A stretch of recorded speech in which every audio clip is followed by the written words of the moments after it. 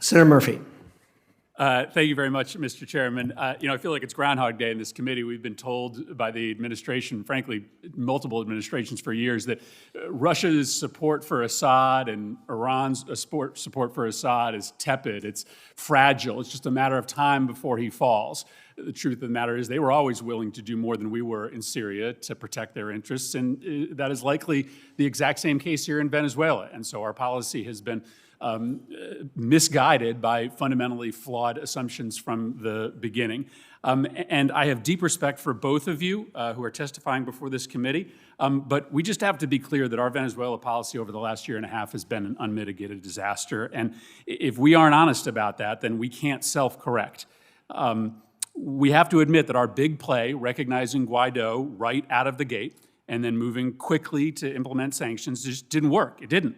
All it did was harden Russia and Cuba's play in Venezuela and allow Maduro to paint Guaido as an American patsy. And a lot of us warned that this might happen.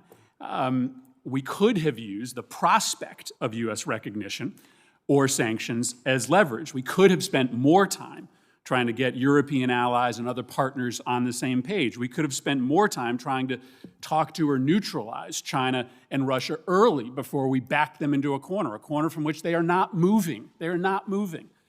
But all we did was play all our cards on day one, and it didn't work. And it's just been an embarrassing mistake after mistake since. First, we thought that getting Guaido to declare himself president would be enough to topple the regime. Then we thought putting aid on the border would be enough. Then we tried to sort of construct a kind of coup in April of last year, and it blew up in our face when all the generals that were supposed to break with Maduro decided to stick with him in the end. We undermined Norway's talks last summer, and then this March we released a transition framework that frankly is almost a carbon copy of the very one that was in front of the parties last year. And now, after wasting all of this time, we are stuck with elections about to happen that, as we've talked about today, Guaido and the opposition refuse to enter. And then we are going to be in a position where we are recognizing someone as the leader of Venezuela who doesn't control the government, who doesn't run the military, and who doesn't even hold office. Now, we don't do this in other places, right? Nobody knows the name of the guy who finished second in the 2018 Russian presidential election. We don't recognize that person as the president of Russia, no matter how corrupt those elections are, because doing that makes us look weak and feckless if we can't actually do anything about it. And so I do think it's important to ask some questions about what comes next. And I might have time for only one, but I have two. The first is this question of what do we do with Guaido? So you're saying we're going to recognize him because he is the former leader of the National Assembly. But you know there are, Mr. Abrams, there are contests for supremacy within the opposition. What happens if 6 months from today, someone else emerges as a more legitimate voice for the opposition than Juan Guaido? What criteria do we use to recognize someone new, or is Juan Guaido going to be the recognized leader of Venezuela permanently, no matter how conditions change on the ground? I think the situation with Guaido is unique because he is the president of the National Assembly. They're going to have a corrupt election now, which no one, I think, no democratic country is going to recognize. And that corrupt election, that fraud, is not going to change Guaido's status. And I don't think you'll find anybody in the opposition leadership who will claim otherwise. Also, I'd just like to say, Senator, that was not a vote. That was not the vote of confidence in the policy that I would have liked. You dispute my premise. I will stipulate to that. I will stipulate to that. Okay. I think that that's a fallacy to suggest that no one is going to step forward and replace Guaido. And I think we have to sort of at least think through the criteria by which we may recognize somebody else. Let me ask a quick second question, which is this. Guaido's prerequisites for participating in the election did not include Maduro stepping down. And yet you've said as recently as a week ago that the only thing we want to talk to Maduro about is his removal from power.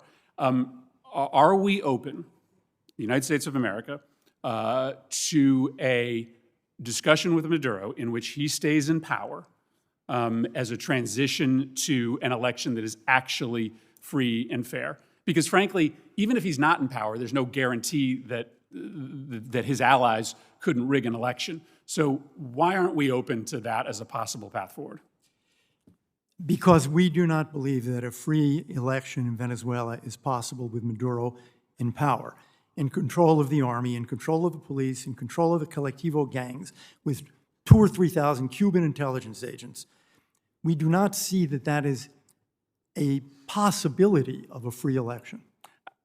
I would say Guaido doesn't share that view because his preconditions for taking part in the elections did not require the removal of Maduro. And it is also not clear that even without Maduro, there could be a free and fair election. And so I think this is just a prescription to get stuck in a downwards spiral of American policy from which we cannot remove ourselves. We've got to be more nimble, more creative, more open to solutions by which we could get to an election, even with Maduro there as a transition.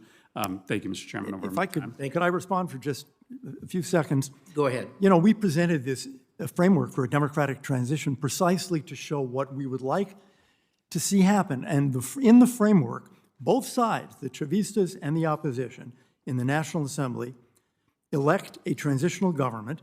Each side has veto power. Guaido and Maduro would not participate in the transitional election. Both could run for president in a future free presidential election.